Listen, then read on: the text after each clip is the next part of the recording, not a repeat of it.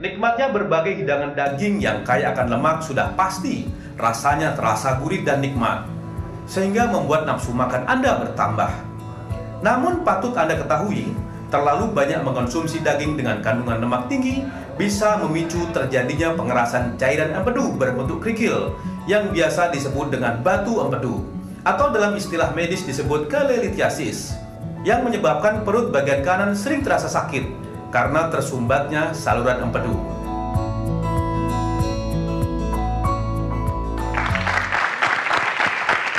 Kembali dalam acara Ayo Hidup Sehat.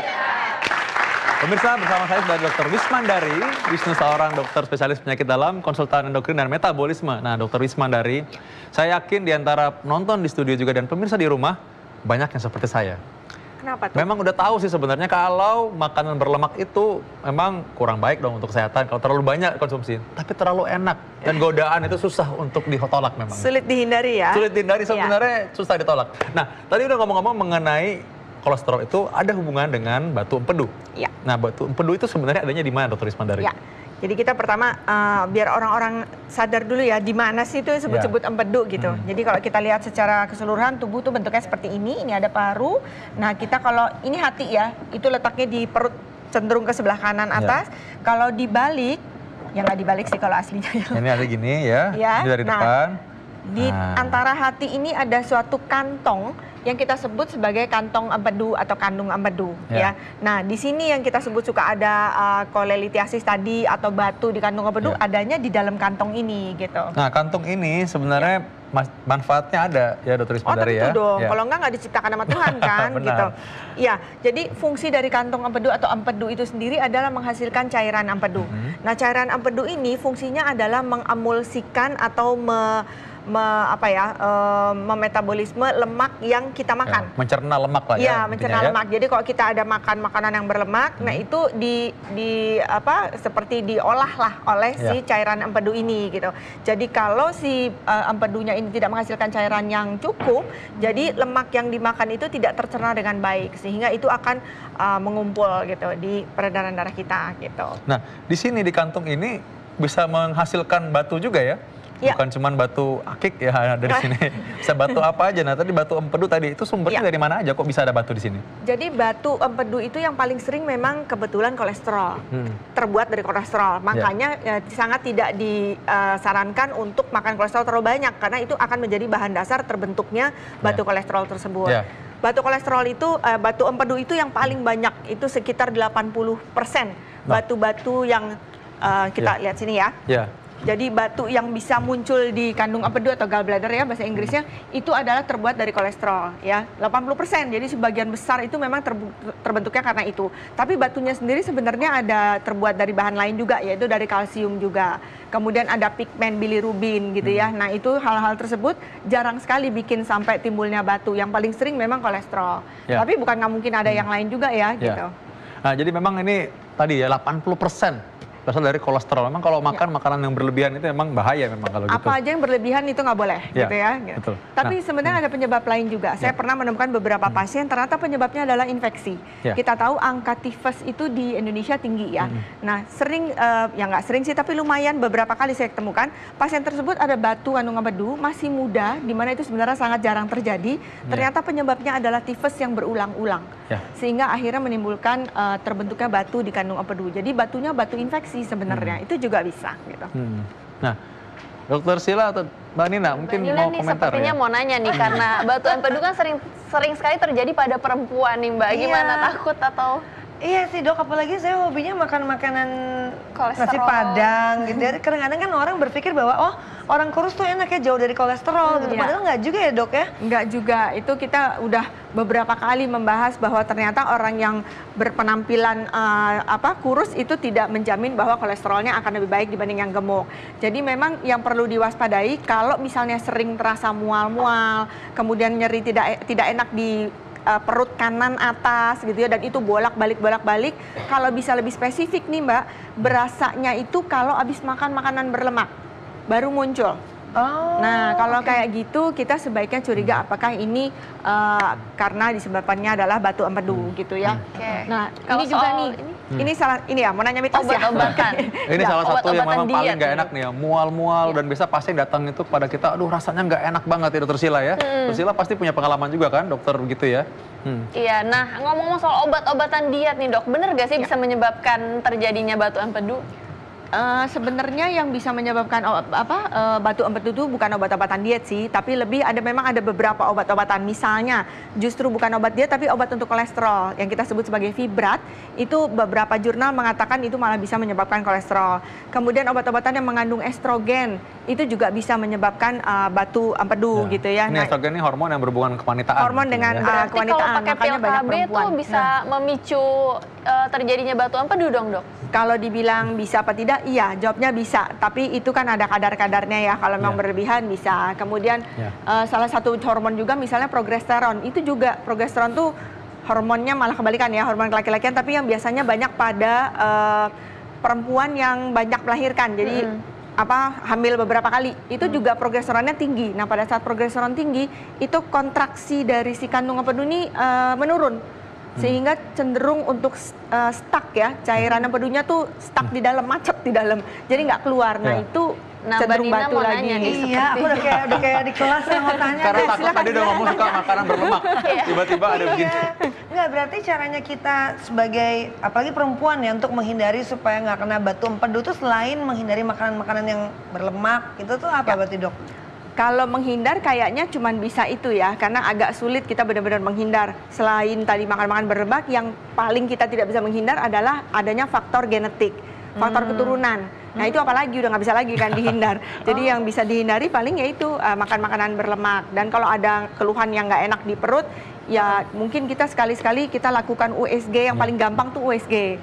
Dilihat nih mah biasa atau mah yang ke kandung empedu.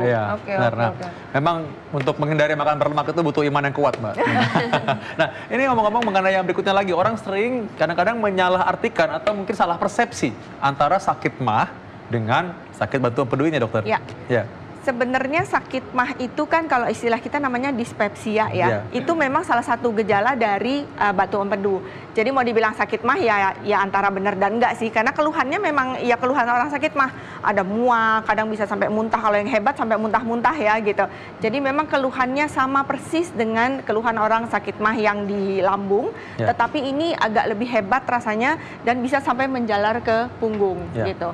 Kalau yang berat sampai ada peradangan itu bisa sampai demam gitu ya. Nah udah kayak gitu sih nggak ada jalan lain, memang harus ke rumah sakit gitu. Tapi justru yang bahaya yang gejalanya tanggung ya, yang cuman mual-mual kayak orang sakit mah biasa, itu ya sama persis gejalanya. Jadi mesti waspada tuh ya semua ya, pemirsa di rumah juga. Kalau mau check up tuh dok, berarti semua check up, USG segala macamnya gitu kan, biasanya kita check up setahun sekali gitu kan dok, untuk melihat kondisi kesehatan kita gitu.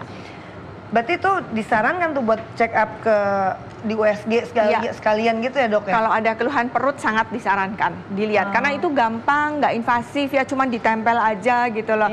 Itu langsung bisa melihat banyak sekali, bukan hanya batu yang bisa dilihat, banyak banget, jadi disarankan. Oke, nah ada mitos atau fakta nih dok, bahwa apel bisa membersihkan batu empedu, bener gak tuh dok? Membersihkan batu empedu dengan apel. Dok. Dengan apel. Jadi makan apel bisa membersihkan batu empedu katanya. Oke. Kandung empedu itu kalau memang sudah ada batunya, itu nggak ada istilah dibersihkan. Karena dia tersembunyi di dalam kantung tadi itu gitu, jadi nggak bisa keluar, udah nggak bisa gitu ya. Kalaupun bisa keluar, kalau batunya kecil-kecil banget kayak pasir, itu bisa keluar lewat salurannya. Tadi mungkin kalau ada gambarnya, dia bisa keluar lewat saluran, tapi bukan terus makan apel dia jadi keluar gitu sih, enggak gitu ya. Dan pada saat dia keluar itu justru terasa rasa sakit. Itu karena pas keluar batunya nyenggol-nyenggol di saluran tuh, nah itu sakit justru. Sakit banget ya. Kalau masih di dalam kandung empedunya malah nggak ada rasa apa-apa, karena dia tenang, damai di situ. Tenang, damai. Oke, ini kalau orang sudah terlanjur, dia misalnya sudah di USG, lalu sudah ada memang dilihat ada batu dalam empedunya. Obat-obat apa yang biasa dikonsumsi dan mungkin apa penanganannya selain operasi ya? Takut pasti kalau orang operasi. Ya, jadi memang kita sih menyarankan operasi itu baik, tapi kalau tidak perlu ya jangan gitu. Karena tindakan operasi itu adalah menghilangkan sekantong-kantongnya dibuang. Ya. Jadi bukan batunya aja yang dibuang, tapi sekantong-kantongnya dibuang. Jadi kan tadi sudah dibilang bahwa dia punya fungsi sebenarnya, fungsi untuk mengemulsikan lemak atau memproses lemak. Jadi kalau dia nggak ada, yang memproses lemak kan jadi nggak ada. Ya ada sih hati ya, tapi sebagian besar kan oleh si kandung empedu. Jadi kalau misalnya dia sudah keburu ada sih obat-obatan yang fungsinya sedikit meluruhkan lemak batu-batu gitu ya.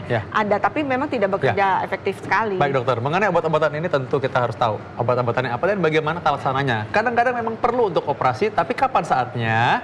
Kita akan lihat setelah yang satu ini. Tetap dalam acara Ayo Hidup Sehat.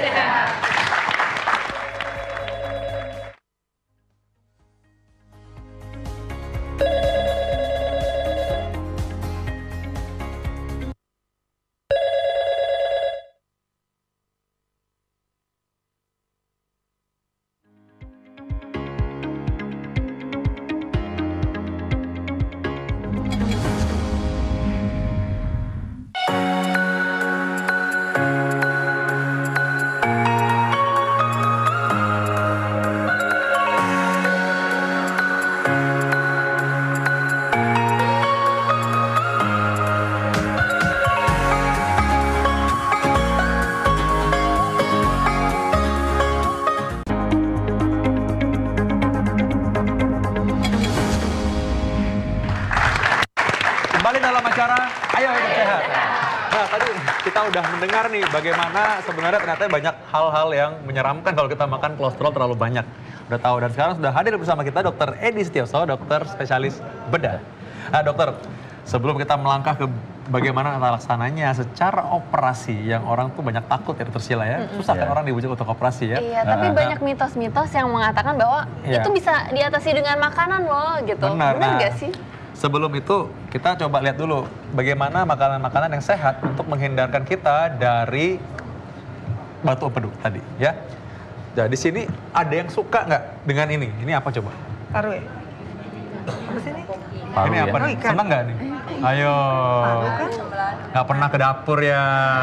Banyak yang perempuan di sini. Kalau ini apa ini? Hati. Nah, tahu nggak makan hati itu bikin kurus? Kalau makan hati. Pakai ATI tapi ya, bukan hati ya. Nah, Dokter Wisma, di antara makanan-makanan ini, apa yang sebaiknya dihindari, walaupun enak-enak, untuk menghindari adanya batu empedu tadi? Ya secara umum kita lihat yang kolesterol tinggi tentunya ya gitu. Jadi jelas kalau dua ini jeroan itu sangat tidak direkomendasikan untuk dikonsumsi, terutama orang-orang yang memang apalagi sudah obes gitu ya. Orang obes aja itu udah resiko tinggi, ditambah kalau makannya kayak gini. Tapi enak dok. Iya. Kalau gitu ya silakan dokter kalau mau enak. Digoreng kering juga enak. Digoreng dulu ya. Digoreng kering juga enak banget. Kemudian ini apa sih? Oh sarden sih. Nggak terlalu kaleng. Ya makanan kalengnya mungkin ya maksudnya gitu. Itu lebih ke pengawet dibanding ke arah banyak kolesterolnya. Kemudian ini sangat dianjurkan salmon ya mempunyai kadar kolesterol yang tinggi dan juga kadar omega 3 yang baik untuk kolesterol justru. Ini bagus. Kan salmon itu kan ada yang di breed, ada yang diternakan, ada yang liar. Yang bagus yang atau sama aja? Secara umum sih sama sih gitu. Kan nggak ada salmon laut sama salmon sungai air tawar gitu ya. Jadi kayaknya sih sama aja gitu. Karena mereka memang ini karena hidup di laut dalam, jadi mereka memang secara tubuh emang udah difungsikan, memang tubuhnya oleh diciptakan demikian, memang dia memang bagus, ada punya minyak kolesterol yang baik kita nanti gitu. Ya. Nah kalau yang selalu minum kopi atau teh itu ada hubungannya nggak dok dengan kolesterol? Oh itu sering ditanya soal sama pasien ya. Dan mereka suka bilang soalnya semua apa-apa kalau ditanya penyakit apapun, dok minum kopi boleh nggak? Minum teh boleh nggak? Iya benar ya. Itu kayaknya udah satu paket ya. Kalau kopi sama teh itu kan lebih ke arah kafeinnya ya, tapi bukan ke kolesterolnya. Nah kalau orang yang punya sakit jantung itu memang tidak disarankan karena menyebabkan pembuluh darahnya makin kecil gitu. Tapi kalau ke arah lemak secara langsung ya enggak sih gitu ada ya. Hubungannya Enggak ada. Iya. Nah ini ada sayur mayur nih dok. Boleh banget, apalagi digaduk gini, oh boleh sekali. Kayak anak saya dok, mau bikin gado sayur. Memang katanya kalau makan daging atau makan makanan yang berlemak, makan sayur ini satu fungsinya supaya kita lebih kenyang dengan sayur ya dok ya katanya. Jadi kita nggak terlalu banyak makanan yang lain gitu. Apalagi makan nasi yang banyak gitu kan, bikin lemak banyak. Makan serat tinggi dan juga memang dia punya kandungan seperti fitosterol ya, itu kandungan itu berfungsi untuk mencegah supaya penyerapan lemak terjadi terlalu banyak. Jadi memang ya harus banyak makan sayur juga. Tapi jangan mentang-mentang sayur banyak lalu makan seenaknya ya, makan yang tadi ini ya. Ya. Nah kalau buah-buahan dok? Buah-buahan pada dasarnya apa aja boleh. Mungkin yang satu agak bisa kita batasi adalah duren ya, karena itu juga kadar kolesterolnya tinggi. Tapi kalau buah paling yang munculkan di sini boleh sekali. Jeruk, kiwi, nanas itu sangat boleh. Apel, segala itu buah-buahan yang memang baik untuk kadar kolesterol gitu. Jadi silakan dikonsumsi. Baik dok, tadi ini ya mengenai orang tadi batu empedu. Ada kalanya memang udah harus untuk operasi. Tapi sebelum dia sampai jadi tukang operasi, saya minta Dr. Risma secara singkat mungkin menjelaskan apa saja yang bisa digunakan untuk meredakan gejala tersebut. Kalau untuk meredakan gejalanya, silahkan minum obat-obat mah yang banyak dijual bebas ya. Itu mungkin bisa mengurangi. Tapi kalau sudah dalam 3 hari sampai 1 minggu, itu tidak ada perubahan sama sekali, nah mungkin itu waktunya harus mencari pertolongan yang lain. Tapi untuk sementara silahkan pakai obat-obatan biasa. Dan yang penting adalah dilihat, munculnya pada saat habis apa. Kalau ternyata habis makan makanan berlemak, rasanya sih itu paling besar kemungkinan ke arah batu empedu. Nah, ngomong-ngomong mengenai dokter bedah dok, terus terang bagi kami dokter yang lain mungkin ya, agak sulit membujuk pasien itu untuk ke dokter bedah. Iya. Seolah-olah itu menyeramkan sekali dok. Ya. Nah dokter coba kita tunjukkan dulu dok, sebenarnya apa sih yang dibedah dok di sini? Ini ya, mungkin bisa kelihatan gambarnya. Ini adalah kandung empedu yang tadi sudah diterangkan sama dokter Ismandari ya. Ini yang akan dipotong karena kandung empedu inilah yang menghasilkan batu. Jadi kalau operasi memang harus diambil semuanya, sekantong-kantongnya, bukan cuma batunya. Karena 95% batu empedu adalah terjadinya di sini. Sedangkan cuma 5% terjadinya di saluran yang kita sebut ductus choledochus di sini. Jadi kalau misalnya cita-citanya hanya membuang batu saja, itu nanti pasti akan terbentuk lagi. Nah itu ada cara lain nggak sih dok, selain dari kantongnya diambil, itu mungkin ada teknik lain dok? Sebenarnya ada, akan tetapi tadi seperti yang saya utarakan pertama bahwa nanti akan terbentuk lagi, ya. Jadi yang teknik-teknik yang lain adalah dengan gelombang suara ESWL, kita sebut ESWL. Dengan gelombang suara dari luar, ya, kita tembak ke sini, kemudian kita harapkan batu empedunya nanti akan hancur. Hancur kecil sebesar pasir, terus kemudian bisa keluar sendiri. Bisa juga dengan tadi kalau misalnya dengan syarat-syarat tertentu dengan obat-obatan ya, dengan obat-obatan ursodeoksikolat dan lain sebagainya. Nanti kita harapkan dengan batu-batu yang tadi akan menjadi hancur, kecil, kemudian bisa keluar. Nah masyarakat penasaran nih, keluarnya kalau udah hancur lewat mana dok? Lewat usus. Karena memang normalnya empedu ini cairan kan akan masuk ke usus 12 jari, terus kemudian dipakai untuk mencerna makanan, especially yang lemak tadi ya, untuk emulsifikasi lemak. Berarti jadi jangan khawatir, feses ya, dok, lewat ya? feses. Karena memang untuk mewarnai feses di situ. Nah, ini sebenarnya kalau masalah seperti ini ya, kadang orang takut juga, oh ini kalau udah pakai gelombang suara, apakah nanti gelombang suara ini menghancurkan juga bagian yang sehat? Ya. Memang mungkin beralasan kekhawatiran itu. Karena tapi biasanya kan kita sudah memfokuskan ke arah situ. Dan kebetulan untuk kandung empedu kan letaknya nggak dalam. Jadi otomatis tembakannya nggak akan kemana-mana. Ya, di situ aja. Nah, Mbak Dena, serem nggak? Lumayan sih. Dan aku penasaran sih dok. Tadi kan dokter bilang kalau misalnya diambil cuma batunya aja, berarti ada kemungkinan untuk kembali lagi terulang. Berarti kembali kepada pola hidup berarti dok ya. Berarti supaya nggak berulang lagi, makannya diatur mau nggak mau gitu ya dok ya. Iya betul. Oh gitu, aduh nggak boleh makan lemak-lemak lagi deh. Bye-bye nasi padang ya dokter gitu ya. Nasi padang lagi. Kenapa disebut makanan enak terus? Jadi pengen jadinya nih. Enak banget dok. Nah tadi Mbak Nina juga ada sempat ngomong soal dan menerapkan soal food combining ya Mbak Nina. Menarik. Iya. Itu menarik tuh gimana? Iya karena tadi kan aku kan udah tanya sama dokter Risma, teman saya tuh punya batu empedu tapi masih kecil-kecil pasir dibilangnya gitu. Terus tapi disarankan oleh dokternya untuk dioperasi. Terus dia berubah pola makan. Dia hanya makan sayur sama buah-buahan dan minum air putih. Terus hilang tuh dok pasirnya atau batu empedunya apalah itu gitu kan. Nah itu gimana tuh dok? Jadi begini, salah satu pilihan tadi kan dengan medikamentosa, dengan obat-obatan tadi, dengan ursodeoksikolat tadi. Dengan harapan batu yang ada di situ, ya, cuma ada syarat-syaratnya itu yang bisa diobati dengan medikamentosa itu ada syaratnya. Tidak semua batu bisa dengan obat. Batunya biasanya ukurannya nggak boleh terlalu besar. Di dalam literatur dibilang ukurannya paling tidak di bawah 1,5 cm. Kemudian batunya juga nggak bisa batu yang pigmen atau batu yang ada pengapuran keras, kalsifikasi kita sebut itu juga nggak bisa pecah. Batunya yang kalau kolesterol itu lumayan rapuh sehingga bisa dihancurkan dengan itu. Jadi kalau batu-batu itu ya ada harapan untuk bisa dengan obat-obatan. Tapi kalau batu-batu yang keras nggak bisa. Keras nggak bisa. Iya. Mau nggak mau tetap harus dioperasi. Operasi. Gitu, Dok, ya? Terus tidak semuanya juga sebenarnya harus dioperasi untuk batu-batu yang kecil, asimptomatiknya nggak ada gejala nggak ini? Ini batunya penampakannya sebenarnya seperti ini. Ini serem ya, besar ini. Kalau ini besar sekali. Saya bantu jelaskan Besar, ya? kepada. Ya, besar. Oh, ini besar Ini nih, Dok. ukurannya Besar, setelapak ini besar. tangan ini Gini-gini. kira-kira. Iya, oh ini telapak tangan ya. Iya. Iya. Ya, Besar batu bisa tunggal, batu bisa multiple. Tunggal itu kadang-kadang cuma satu, ukurannya sebesar kedelai saja. Satu bisa sebola pingpong ya, bisa besar sekali. Ya. Nah, bisa juga batunya multiple seperti biji kedelai jumlahnya bisa sampai 20, 50 bahkan kadang ratusan. Oke, nah masyarakat penasaran nih.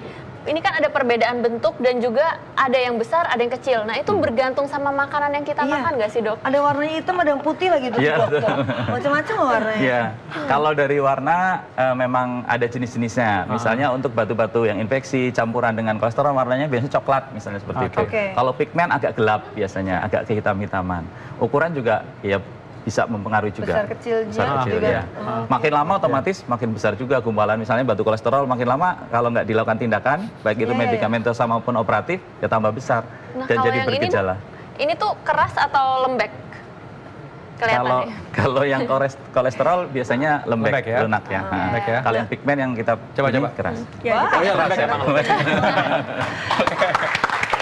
Oke, jadi ini ada kalanya memang sekali lagi memang kadang-kala memang perlu dibedah ketika memang sesuai indikasi. Jadi jangan terlalu takut ya. Karena memang ternyata angka keberhasilan pun cukup tinggi bedah ini ya. Dan ada juga berbagai teknik yang modern sekarang yang memungkinkan bahwa ini nggak terlalu kelihatan bekas lukanya.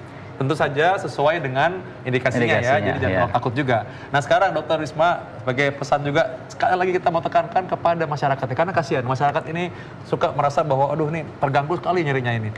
Ingatkan sekali lagi, kira-kira bagaimana caranya kita mencegah ada batu empedu? Iya. Jadi mungkin kita ingatkan lagi kalau terasa ada mual-mual atau kadang bahkan ada terasa perih atau nyeri di sebelah kanan atas ya, perut kanan atas yang muncul kembali berulang apalagi jika setelah Anda makan makanan yang berlemak itu sebaiknya kita mencari pertolongan. Tapi untuk sebelum ke sana, silakan dicoba dengan obat-obatan penghilang nyeri dulu atau obat-obatan mah biasa. Kalau dalam seminggu tidak ada perbaikan sama sekali, baru kita mencari pertolongan. Tapi mungkin yang tadi Mbak Nina ya, orangnya katanya nggak makan apa-apa sama sekali, cuma sayur-sayur aja. Sebenarnya itu juga bahaya loh. Jadi orang yang berpuasa terlalu panjang itu justru akan menimbulkan resiko untuk meningkatkan munculnya batu empedu. Kenapa? Karena berarti cairan empedunya malah stasis ya. Iya, diem di situ. Dan itu kalau lama-kelamaan malah batu empedunya semakin menggumpal di situ gitu. Jadi salah satu juga tips-tips kalau udah tahu ada batu, jangan terus nggak makan apa-apa gitu. Biasa aja, cuman kadar makan yang berkolesterolnya dikurangi gitu ya. Minum silakan obat-obatan untuk mah biasa untuk menghindari keadaan lebih lanjut dicoba dulu boleh. Oke. Baik Dr. Edi, Dr. Risma Dari, terima kasih penjelasannya. Mudah-mudahan kita harap kita nggak ada yang kena batu empedu ya, apalagi sudah mendengar ini ya, semuanya sehat-sehat terus ya.